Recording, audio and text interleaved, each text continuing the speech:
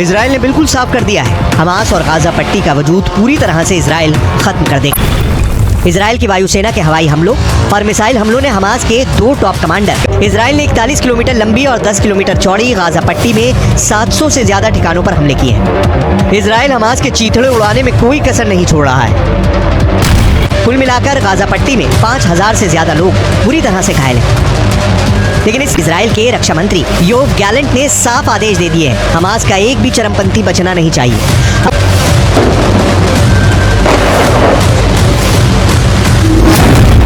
Hamas पर 180 degree वाले हमले शुरू।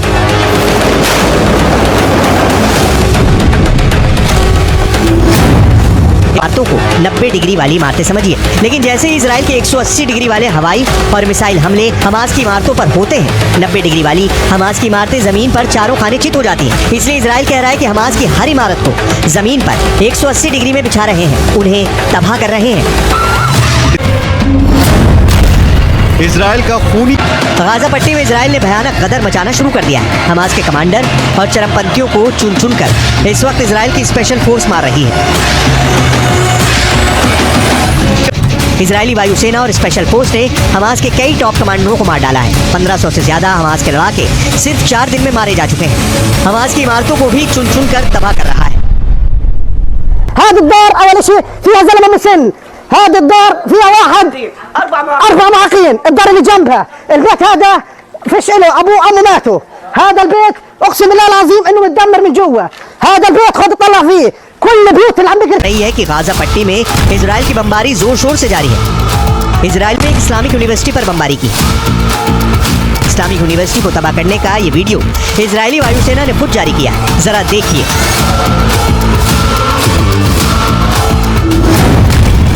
हमास पर 180 डिग्री वाले हमले शुरू। इजरायली एयरफोर्स का दावा है कि गाजा पट्टी में मौजूद इस्लामिक यूनिवर्सिटी में हमास की एक राजनीतिक और सैन्य इकाई काम कर रही थी, जिसे तबाह कर दिया गया है। כמה ימים תוקפים בעזה קשה מאוד כל מקום שאנחנו יודעים שיש פעילי חמאס, מנהיגי חמאס, גם אם יש מגבלות תוקפים, צה"ל עובד נכון, הוא עושה את הדברים מדויק। इजराइल डिफेंस फोर्स ने दावा किया है कि उसने हमास के राजनीतिक ब्यूरो के एक टॉप कमांडर और हमास के राष्ट्रीय संबंध मंत्रालय के प्रमुख को मार डाला है। हमास बीच इजराइल ने हमास के मिलिट्री विंग अल कासम के सुप्रीम कमांडर मोहम्मद देईफ के रिश्तेदारों के घर पर भी बमबारी की है। टाइम्स ऑफ इजराइल में छपी खबर के मुताबिक इन हमलों में हमास मिलिट्री कमांडर के भाई, भतीजे और पोती की जान गई है। इसके अलावा इजराइल ने हमास के 475 रॉकेट सिस्टम और यहाँ तक की गाजा पट्टी में मौजूद इस्लामिक यूनिवर्सिटी को भी इजराइल के फाइटर जेट्स ने पूरी तरह से तबाह कर दिया है। इजराइल पूरे गाजा पट्टी को जमीन के नीचे दफन कर देना चाहता है और इसलिए हमास की सभी इमारतों को गिराते हुए 180 डिग्री जमीन पर गिराया जा रहा है। ولا إشي ضل، لا شقة ولا ماء ولا محل، تقريبا كان يخطو كل صاروخ بينه وبين الثاني دقيقة أو البطون। हमास को इजराइल के हमलों में भारी नुकसान हुआ है। फिलिस्तीन के हजारों नागरिक घायल हुए हैं और मारे जा रहे हैं। इजराइल के रक्षा मंत्री योव गैलेंट ने साफ कहा है कि हमने हमास के इलाकों पर अपना कंट्रोल कर लिया है, अब हम हमास पर पूर्ण हमला करने जा रहे हैं। इजराइल के रक्षा मंत्री ने साफ कहा, गाजा कभी भी उस स्थिति में वापस नहीं आएगा जैसा वो था। गैलेंट ने इजरायली सैनिकों से कहा है कि आप गाजा को पूरी तरह से बदलने की क्षमता रखते हैं, तो सोचा था हम वही करेंगे और सब कुछ 180 डिग्री बदल जाएगा। इजराइल ने साफ कर दिया है कि गाजा पट्टी में युद्ध कई महीनों तक चल सकता है। द टाइम्स ऑफ इजराइल की एक रिपोर्ट के अनुसार इजराइल ने सेना को आदेश दे दिया है, जहां भी हमास के चरमपंथी और मददगार मिले उन्हें तुरंत जान से मार दो।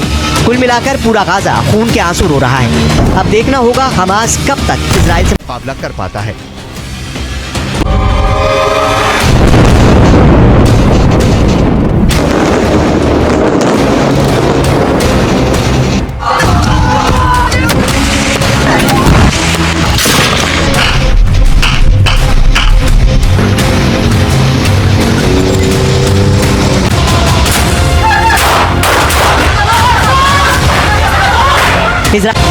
इजराइल की सेना गाजा बॉर्डर पर डटी हुई है।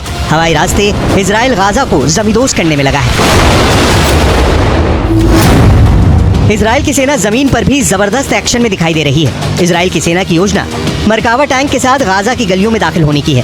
इजराइल का मरकावा दुनिया के सबसे सीक्रेट टैंक के रूप में पहचाना जाता है, जिस टैंक के खिलाफ अचूक मानी जाने वाली मिसाइल भी नाकाम हो जाती है, लेकिन इनके रास्ते गाजा में किसी भी वक्त दाखिल हो सकती है। लेकिन गाजा भी उनको मुंह तोड़ जवाब देने के लिए तैयार है। अब सवाल यह है कि फ्रंट गाजा की संकरी गलियां बनने वाली हैं, क्योंकि वो लड़ाई गाजा के मोहल्लों में होगी।